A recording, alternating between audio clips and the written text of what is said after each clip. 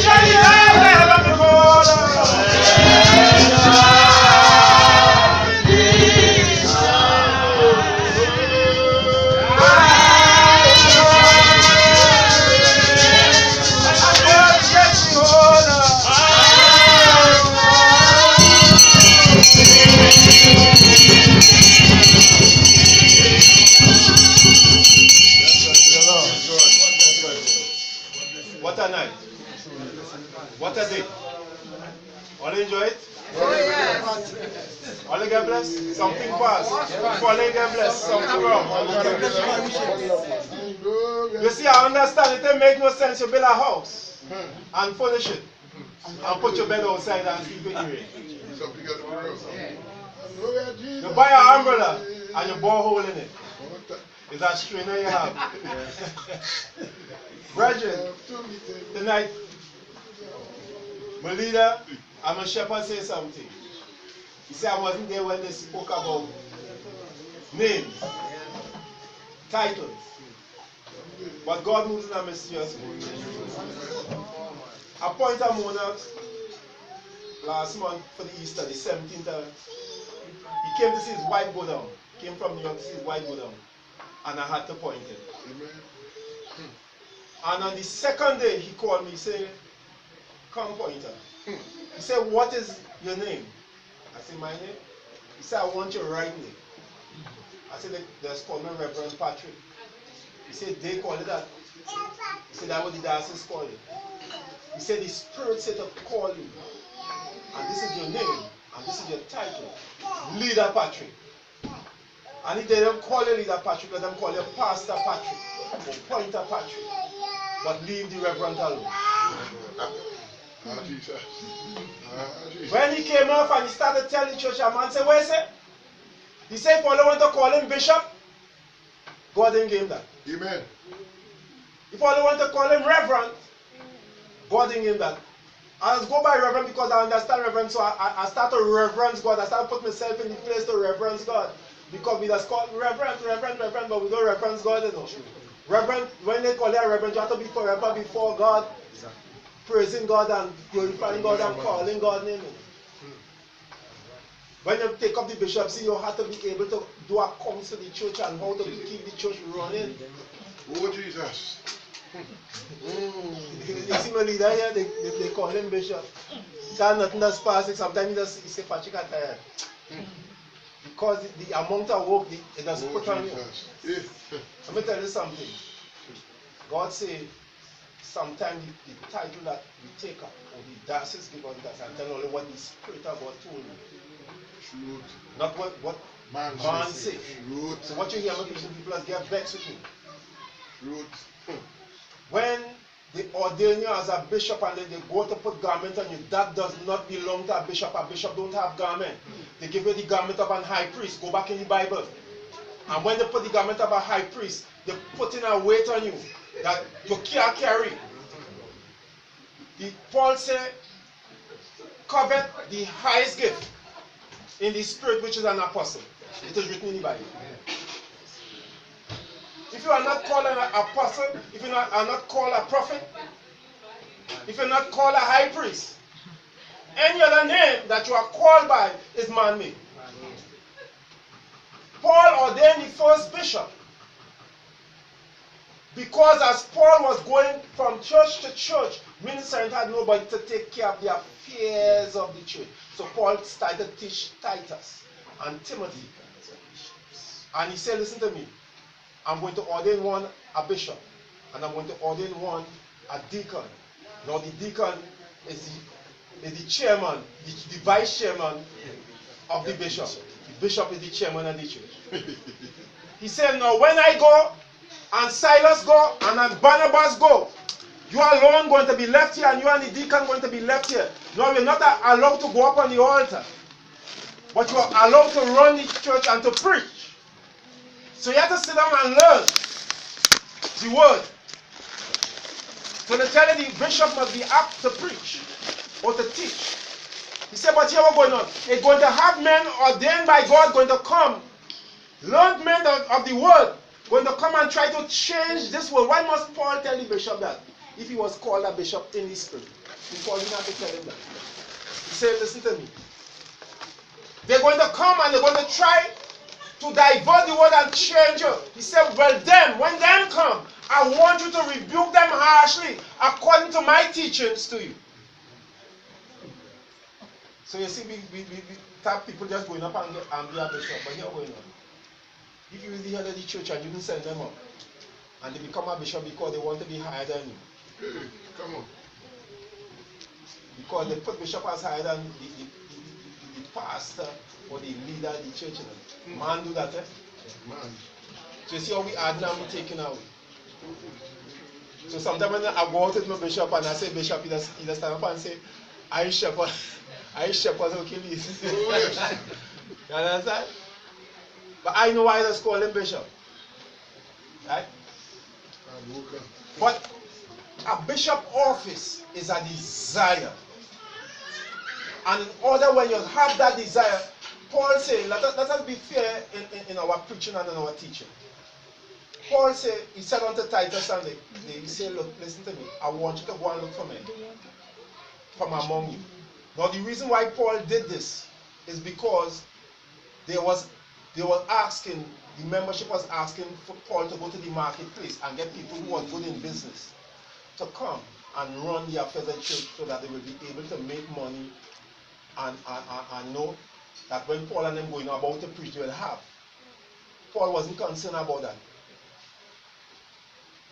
He was concerned about the word. So Paul said, listen to me, we have people within the house that were capable of doing this. So we are going on, we're going to ordain them and we're going to give them a title. So when we come, and we come to church and state, now, because Rome, Clement Alexandria, changed it. We come to church and state because Rome, the Roman Empire was ruling at the point in time, started to rule the world. They changed it to suit themselves. And when they changed it, this is what God showed me. And then he sent me into the books to find it. When they changed it, they made it law. So you're working under church and state. So the church is going to recognize the man that is called a bishop and they're going to give him the license. He don't deserve a license. No. He don't have the spiritual authority, but because of church and state, because the law, this is why the law was weak. Because the law desired that, we have to go through it. We have to go through it. So sometimes we don't want the title, but we have to take the title. That's so, Bishop? Come on. Come on. Sometimes we don't want the title, but we have to take the title because we have to sign paper for our membership. And if we love and we consider our membership, we have to take the title. But then the Holy Spirit come in and tell us, here we're going on. Don't dwell on the title, no. Don't get your head above. Full. Yes. Remember what I call you in the Spirit and what I call you to do in the Spirit. So you see them when they put on their thing and they come in the house of God now. When they stand up by the door, you have to stop your service because the bishop, not by me. Not by me too. What's it by me? Stop. The bishop come, so you have to stop and you have to come and call him my grace. Well, my father here, wife named Grace, so that he Grace. Amen. Kiss the big that is here. I ain't calling nobody my grace. No. God said unto Paul, Paul said, Lord, I have a thorn on the side, and it's troubling me. I don't know how to get rid of it. He said, Paul, my grace. Come on. My grace is sufficient to keep you. Can your grace keep me? You have any grace to keep me? Huh? I was like, I want to take you. You don't have no grace to give me. If you have a daughter and she named Grace, you can bring she. Yes. But don't tell me call you your grace. Don't tell me call you my worship. And I have to bow down. And all these things. Brethren, let us walk worthy of the vocation we have got with understanding. When I throned, I was given you to preach and to teach. So if you hear me, Yes. no vexity. Not at all. When myself and my brother here, I ain't calling him Reverend, I'm my brother. Yes. When we meet, we just get on with you. Praise God. That's what we love, and we August together. August together, so we just get down in the road. Because when you see we have a job to do, we have to be very serious about it. Amen. I saw brethren tonight, I feel in a joy within my heart. Oh, yes. And if my shepherd here And my brother here didn't say they had to be back in the airport by 9 o'clock, we'd be still shouting. I agree. Oh, Jesus. I agree. You understand? But I want to be fair to them because I had to go back in the morning because my daughter in the hospital. And I tell when she went to the hospital Thursday, I said, let me tell you something. I have bought business to do. Amen. When I was talking to you, you wasn't here. So I go in and I go talk to God. And I go and see about God business and God peradventure God to see about you. You understand? So I pray. Amen. But I wouldn't like her to die. But I want to see about God first. Let me tell you something. Nobody else is telling nobody in my family. You see, I come, I bring in everybody. And let me tell you something. If I come home and your mouth will run like a pot spoon, you go and sleep by yourself. I jump back in my car and I go in the room and lie down and talk to you. Amen. Amen. I'm telling you, that is serious. Yes. I ain't want no long argument, you understand?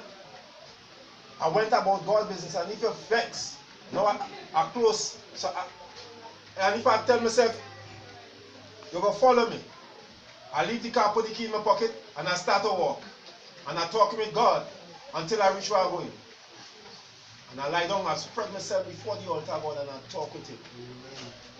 When I come home in the morning, I believe the problem had to be fixed. Yes. You understand? So, brethren, let us walk worthy of the vocation God will call, and let us get serious as ministers, as heads of churches. You see this man, I was afraid because sometimes he just tell me some kind of thing. I know you're gonna hit me. And I had to take it. So when you see, he said, Reverend Patrick, and he put up the finger. Yes, sir. I know he mean business. And he goes nowhere without me. And I try not to go nowhere without him.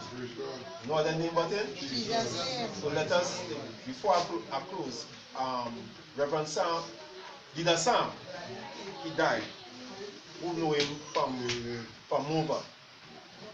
He died last year. And we went and we did the funeral, and we went to the cemetery. After putting down the body, I left, and I take my uncle, my spiritual father, and we go home. But I seen the man smiling, he had a little gold teeth. And he smiling, nobody was driving, I seen him, so I said, I when you see me that Sam face, he always had a happy smile. And I got to the mother room, and me and my spiritual father decided we're going to sleep in the mother room. We were sleeping in the mother room for some days. And as I lie, I didn't fall asleep, I lie and I started praying, the both of us prayed. That Sam came to me. And I didn't tell the churches, I didn't tell his church, I just tell a couple of the members what he told me. He came, the spirit of him came, and he started laughing. He said, God tell you to do something, and why you didn't do it? I said, God tell me to do so much, and I think I'm doing all I got to do. He said, God give you one command, and he said, I want you to do it. And my grandmother died before him, and she was on his side, and the two of them started smiling. He said, you want to bless him, that you continue to do God work, but I want you to do one thing. And I'm glad only come because it came to me tonight. You see, my brother here, that sometimes he just promised to pass by me. But he told me, he said, listen to me, I want you to form something like a diocese, not a diocese. And that 5 or 6 churches that you affiliate yourself with come together. And for the year, you all plan all your itinerary. So that if my leader here have something, it wouldn't clash and everybody gonna come by my leader here.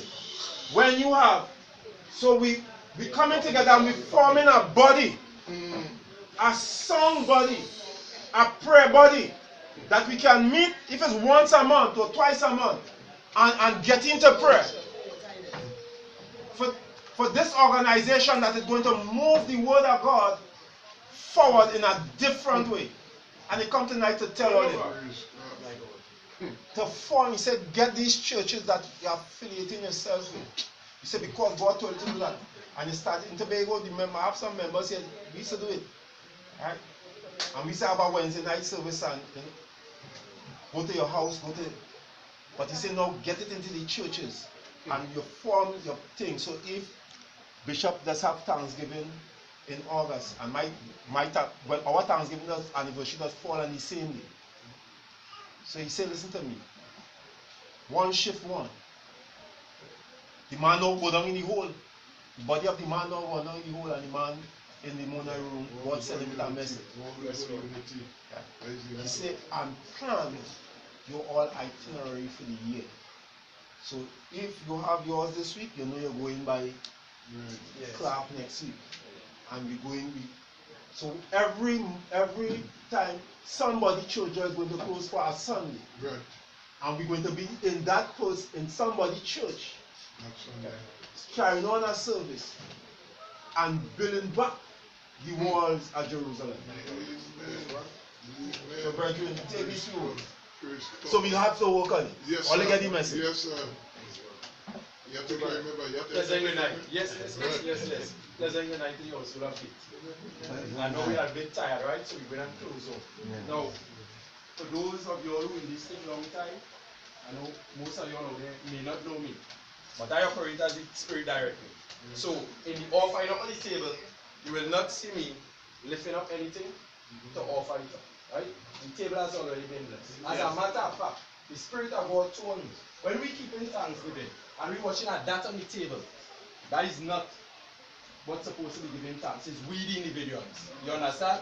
This is just a show. You understand? It's we who are being blessed, not this. So this thing where we as old school Baptists like to lift up and sorry to vex, put up these things here as though God didn't know that this thing is God's heart, is your heart God wants, and not that's what's on the table. I don't need to lift this up to God to say my Thanksgiving was blessed. You all understand? So you won't see me doing that here tonight. You won't see that. What you would see is the breaking of the bread. You know why?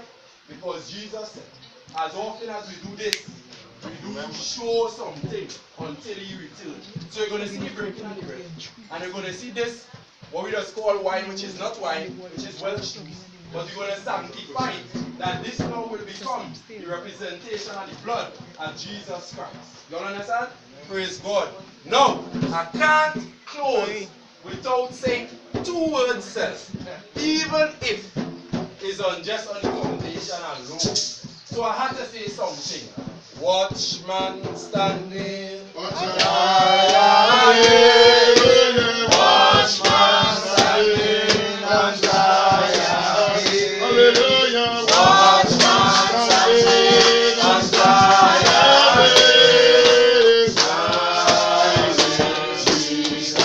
Praise God. Praise God. The foundation lesson talk about, well, one of the keys in it, talk about keeping some commandments of God. And I hear the young leader here, and he went to it in his exaltation before he actually started to read the word. And somebody else, I think the leader here, talk about if you break one and keep the rest, you break all, right? And the young leader was talking about the Sabbath day. And I like to talk about the Sabbath day as a back. You know why? For plenty of Baptists don't like to hear about the Sabbath. And in ignorance, we're cutting out one of the law, one out of the 10. And I don't understand that. Because Jesus Christ said that we're supposed to keep the commandments of God, and he started to itemize it. And he said, you keep these two, you keep all. Which is to do what? Love your God with everything, right? Now, he said love your God with everything, and then love your neighbor like yourself. Now, the only way that Bible tells us to love God is to keep the commandments. We're coming back to it. The only way that word of God says you could love God is to keep the commandments of God. So we can tell everybody, don't commit adultery, yeah? We will say don't covet, yeah? We will say don't kill. And somewhere along the line, we just leave out the Sabbath day. Why? Why is it? Then somebody tell me that Sabbath day was nailed to the cross with Christ. That's the biggest lie it up. How that could be nailed to the cross with Christ when Christ himself kept the Sabbath day? I am arguing with you which day you was your Sabbath day. That's not my thing. My thing is, you see Genesis, all the way down to Revelation talk about keeping commandments. And Christ said to keep the Sabbath day. God said that as a perpetual ordinance. For the children of God, perpetual means throughout all time. So how could it be that we're striking out the Sabbath day? I don't understand that. There is a blessing that comes with that. Now listen, the day was not, man was not made for the day, but the day for man. You all understand that? So for those who own vehicles, when you purchase a vehicle, there is a time that they tell you need to come and service your vehicle. So if it's every 5,000 kilos, or if it's every 3 months, you have to go on a particular day when you're supposed to service your vehicle. If you fail to do it, all kind of things could happen, may happen, or may not happen. But in order for the effectual running of your vehicle smooth, you're supposed to keep that day. It's the same thing with the Sabbath day. If we work 7 days a week, which is a trick of the devil, right? All we want to do is work. Where's the time for God? So God said, watch me. 6 days are creating everything. And on the 7th day, I go hallow it. Yes? Now, I'm not arguing with you. Which day is your 7 days? That is you and God. But I'm telling you, we're supposed to keep the Sabbath day. There's a reason for it. We need to rest and recuperate. You feel this how we do here that's busy? When you pour out, you need to refill. Else you will drop down there. You have to refill. So we must rest.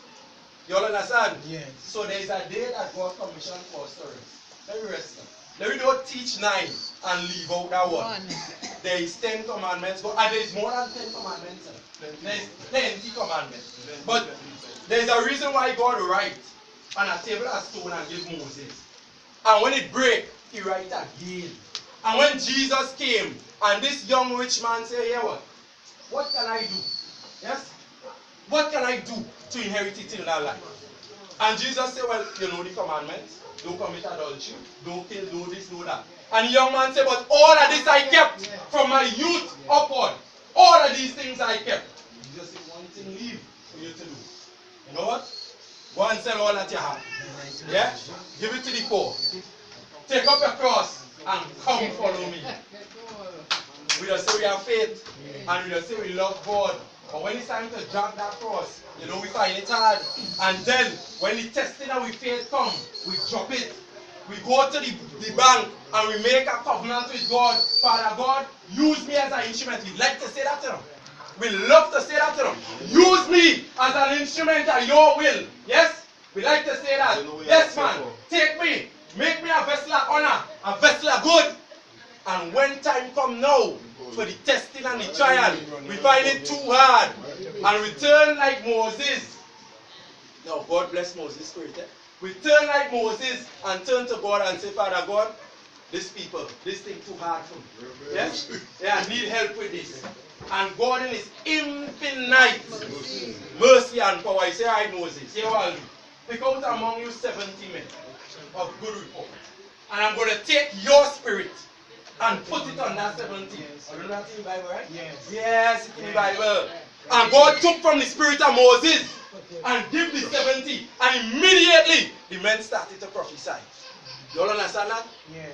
We just go to God and we want God to open doors when no man could shut. Shut doors when no man could open. We want long life.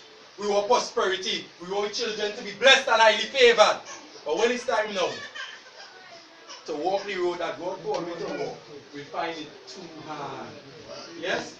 Why not ask God? And that is always really thinking of why me? Send somebody else now, why me? You understand? It's you God wants. And it's you he wants to send. But if you tell him why me and he refuses it, what you gonna do?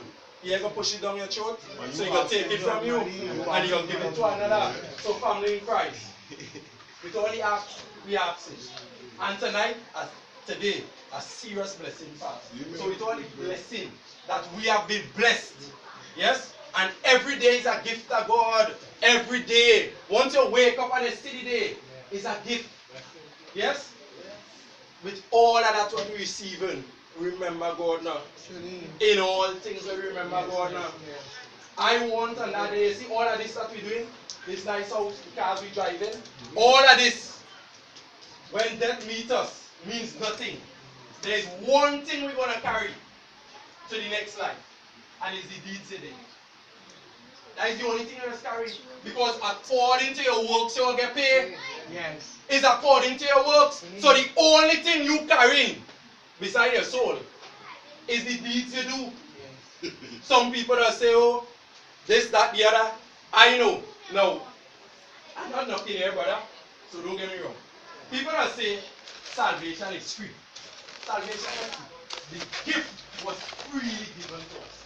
The gift of salvation was freely given. But you can't walk into Jerusalem just like that. You feel you could live any life here. And when you reach them gates, you hear, come in, blessed ye are my servant. Well, then there is no God if you hear that. You have to live a particular life here. And judgment is here. It's not when you die, you know. You know, long time we're going up there here, they say, some big book will be open. And you will line up in front of it. And then they will read from it. When death meets you, judgment by you. You're going somewhere to wait. And according to how you live here, will determine where you go.